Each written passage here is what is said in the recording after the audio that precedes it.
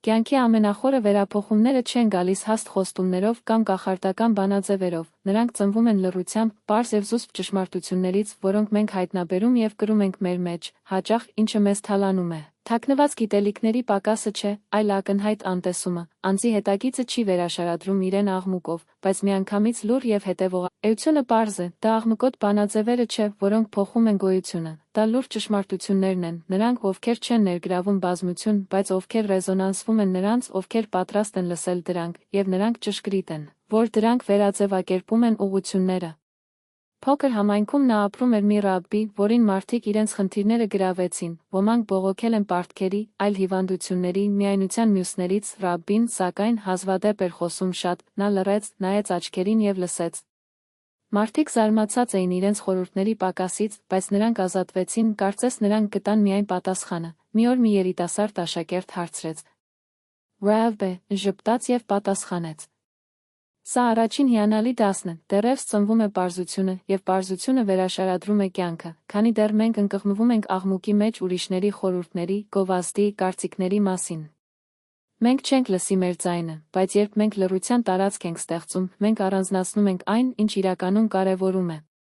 Հազարամյակի իմաստությունը կրկնում է, իմանալով, թե ինչպես լսելն ավելի արժեքավոր է, քան իմանալ, թե ինչպես խոսել, ով է խոսում միայն այն, ինչ արդեն գիտեն։ Ով լսում է բացահայտում է նորը, ժամանակակից փիլիսոփաները հասնում են նույն եզրակացության, Աբրահամ Աշվոշուա հեշչելը պնդում էր, որ շաբաթը ոչ միայն հանգստանում է մարմնի համար, այլ էության հետ կապի մի պահ։ Ընդմիջումում մենք վերականգնում ենք պարզությունը, ուշադրությունն այսօր մեր ամենաթանկ լավն է, եթե մենք դա վատնում ենք աղմուկով, աղքատացնում ենք, եթե մենք այն լռենք լռության համար, մենք հարստացնում ենք այն։ Հանքի ծանոթը ընդունեց ամեն առավոտ սկսելու սովորությունը 5 րոպե բացարձակ լռությամբ։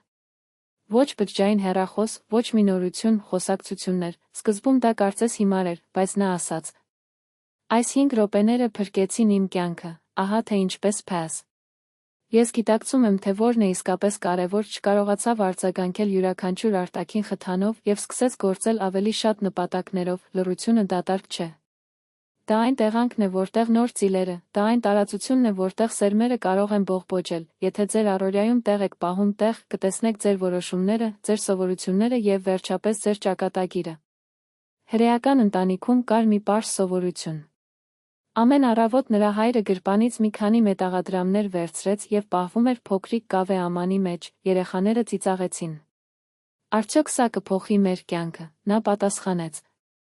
Յուրաքանչյուր մետաղադրամ սերմի պես է, թվում է, թե աննշան է, մինչև այն աճի, անցան տարիներ, ամանը նորից լցվեց և դատարկվեց, երբ դժվար ժամանակներ եկան, այդ համեստ սովորությունը փրկեց ընտանիքին, դա հրաշալի գանձ չէր, բայց փոքրիկը գնահատելու արդյունքը, երեխաները մեծացան, հեռացան տնից, բայց դասը վերցրին նրանց հետ։ Մեծը կառուցեց նվազագույնը։ Սա երկրորդ ճշմարտությունն է, հարգեք փոքրիկին, քանի որ այն փոքրիկն է, ով ծնվում է վիթը, մի նպատակակետ չի փոխվում մեկ մեծ իրադարձության, բայց հարյուրավոր գրեթե աննկատելի ընտրություններով, նրանք, ովքեր արամարում են հասարակ բաները, թուլացնում են իրենց կյանքը։ Եվ ահա մենք գալիս ենք երրորդ ճշմարտությանը, սերտորեն կապված է նախորդի հետ։ Սովորությունները անտեսանելի կապիտալ են, կարծում ենք, որ կյանքի ընթացքը սահմանվում է մեծ որոշմամբ փոխելով աշխատատեղերը, շարժվող քաղաքը, ամուսնանալով, իրականում դա սովորույթներն են, օրեցօր կրկնվող, այդ ձևը ձևավորում է մեր ճանապարհը։ Ժամանակակից հետազոտողները անվանում են այս սովորության օղակ։ Նշան, գործողություն, պարգև, երբ սովորությունը համախմբում է ինքն իրեն, այն չի կարող պահանջել գիտակցված ջանքեր, այն գործում է մեզ համար, եթե դա դրական սովորություն է, այն դառնում է լուռ դաշնակից։ Ջեյմս Յերշը գրել է, որ այն փոքր սովորություններն են, որոնք փոխում են կյանքի հետագիծը, ծովային Ռեյվեքենդ հավելեց, որ հմտություններն ու ռեժիմները աճում են որպես բարդ հետաքրքրություն, դանդաղ, բայց անխուսափելիորեն, ես դա տեսա, որ դա պատահում է այն ձեռնարկատիրոջ հետ, ով սկսեց մի քանի բանով։ Ամեն երեկո նա հաջորդ օրվա ընթացքում 3 առաջադրանք է գրել, 1 տարի անց նրա բիզնեսը կրկնապատկվել էր արդյունավետությամբ, քանի որ դադարեց վատնել անտեղի գրգռվածությամբ, 1 այլ անձ, որը ես հանդիպել եմ, սկսեց շնորհակալություն հայտնել քնելու առաջ 3 բանի համար, սա ուղղակիորեն չի փոխել իր ֆինանսական վիճակը, բայց շրջվել է իր աշխարհայացքը և ժամանակի ընթացքում նա համարձակվեց քայլեր ձեռնարկել, որոնք ժամանակին անհնար էր թվում։ Երկրորդ և երրորդ ճշմարտությունները կարելի է ամփոփել այսպես. Նրանք, ովքեր սպասում են հրաշքների, շարունակում են մնալ սակավության մեջ, ով է կառուցում սովորությունները, ստեղծում են իրենց հրաշքները։ Մի իմաստուն ուներ երկու աշակերտ, առաջինը փայլ ուներ։ Ամեն ինչ հեշտությամբ հասավ նրան, նա հպարտանում էր դրանով եւ ասաց. Ես ծնվել եմ մեծ գործերի համար, երկրորդը դանդաղ էր, սխալներ թույլ տվեց, երբեմն նյարդայնացնում էր վարպետին, բայց համառեց, մինչև այն լուծի յուրաքանչյուր մարտահրավեր, տարիներ անց առաջինը հայտնի դարձավ, բայց դժվար փորձության ֆոնին փլուզվեց։ Այն դեպքում, երբ տաղանդը չհասավ, այն չդիմացավ, արդեն երկրորդը նա, ով ավելի թույլ էր թվում, ապացուցեց դիմացկուն, նա սովորել, պայքարել, սխալներ թույլ տալ եւ հավաքվել, նա էր, ով վերջում դարձավ ուրիշների ուղեցույց։ Սա չորրորդ ճշմարտությունն է, դեստակատագիրը վերափոխվում է այնտեղ, որտեղ կա աճի մտածելակերպ, կարևոր է, թե ինչ է ստացվում ծննդյան օրը։ Կարևորն այն է, ինչ դուք պատրաստ եք զարգացնել, աղքատությունը ապրում է, սա ինձ համար չէ բառերով, առատությունը սկսվում է այն ժամանակ, երբ ասում ենք. Ես կարող եմ սովորել։ Եվ դա մեզ տանում է հինգերորդ ճշմարտության։ Փորձը արժե ավելին, քան բնական նվերը։ Աշխարհը հաճախ մեզ խաբում է, փառաբանելով ծնված հանճարների առասպելը, կարծես տաղանդը կախարդական նվեր էր, որը ջանքեր է գործադրում, բայց կյանքը ապացուցում է հակառակը։ Գոյատևել եւ հաղթել նրանց, ովքեր աշխատում են համառությամբ, ովքեր աջակցում են հոգնածությանը եւ շարունակվում են նույնիսկ այն դեպքում, երբ ճանապարհը կտրուկ է դառնում, հազարամյակ իմաստություն սովորեցնում է, դա հերոս չէ, ով երբեք ընկնում է, բայց ով է վեր կենում յուրաքանչյուր անկումից հետո, այս արտահայտությունը, ինչպես պարզ է, պահում է ճակատագիրը վերափոխելու բանալին։ Ժամանակակից հոգեբանությունը հաստատում է այս գաղափարը, Քերոլվերը կոչ է արել այս աճի մտածելակերպի երևույթը այն համոզմունքը, որ հմտությունները կարող են զարգանալ նվիրվածությամբ, Անժելա Բադվորթը իր հերթին ուսումնասիրեց Great Clow գրքի եւ համառության այս համադրություն, որը գերազանցում է մաքուր տաղանդը, մի երիտասարդ երազում էր բժիշկ լինել, բայց ընդունելության քննության ընթացքում 3 անգամ նախատվել է, ընտանիքը հուսահատվեց։ Հրաժարվեք, դա ձեզ համար չէ, նա սակայն ավելի շատ ուսումնասիրեց, 4-րդ փորձի մեջ այն անցավ, այսօր փրկում է կյանքը, նրա ճանապարհը հեշտ չէր, բայց դա ջանք էր ոչ թե նվերը։ Դա նրան ավելի ուժեղացրեց, քան շատերը, ովքեր ամեն ինչ համբուրել էին։ Ահա դասը։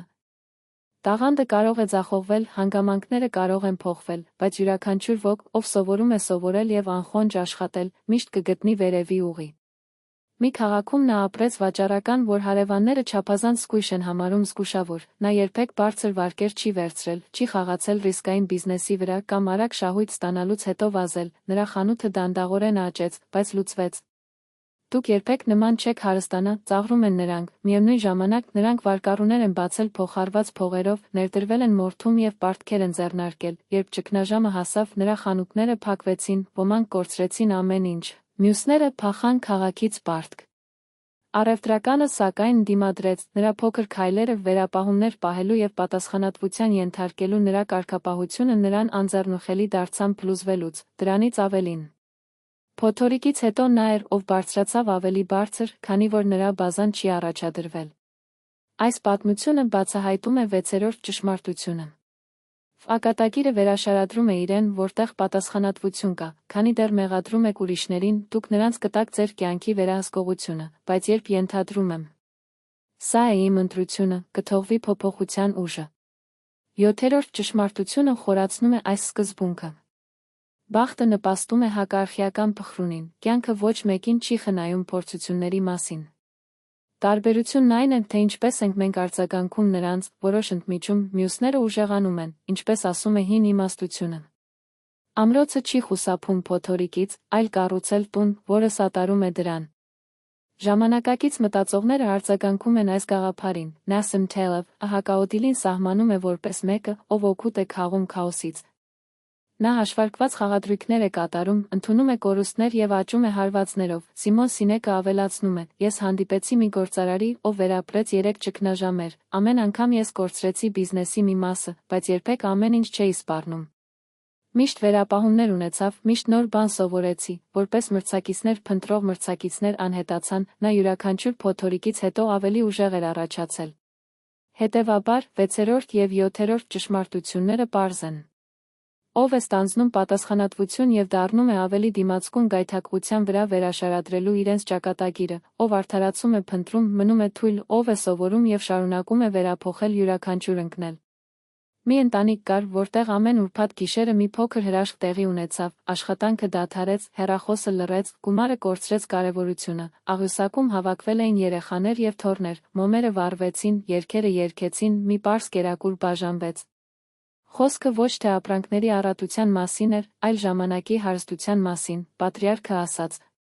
Մեր ուժը մեր ունեցածի մեջ չէ, բայց ինչպես ենք պահում մեր ժամանակը, այս ժամանակներում մենք իսկապես ապրում ենք, այդ հանգստության մեջ ավելի լիարժեքություն կար, քան ցանկացած աղմկոտ շուկայում։ Այս տեսարանը պատկերացնում է 8-րդ ճշմարտությունը։ Ժամանակը ճակատագրի ամենաարժեքավոր արժույթն է, փողերը վերականգնում են, օբյեկտները փոխարինում են, բայց կորցրած օրը երբեք չի վերադառնում, աղքատները փողի մասին մտածում են։ Հարուստը ժամանակին։ 9-րդ ճշմարտությունը կապված է այս գաղափարի հետ։ Ընտրեք էականները, ենթադրվում է, որ ոչ ավելորդ չասելու արվեստը ընդունելու այն, ինչ իրականում կարևոր է, մենք ցրեցինք տասնյակ առաջադրանքներ, խոստումներ և նպատակներ։ Եվ մենք վերջանում ենք կորցնելու կարևորը, ով գիտի, թե ինչպես կարելի է անվավեր ճանաչել արժեքավոր հաղթանակներից։ Հին իմաստությունը նախազգուշացնում է, ամեն ինչ, ով վազում է ամեն ինչից հետո ամեն ինչ կորցնում է, այդ իսկ պատճառով Շեփարդ սովորեցնում է, թե ինչպես կանգ առնել վերականգնել կյանքը, ժամանակակից մտածողները հաստատում են։ Քալ Նյուփորտը խոսում է խորքային աշխատանքի մասին։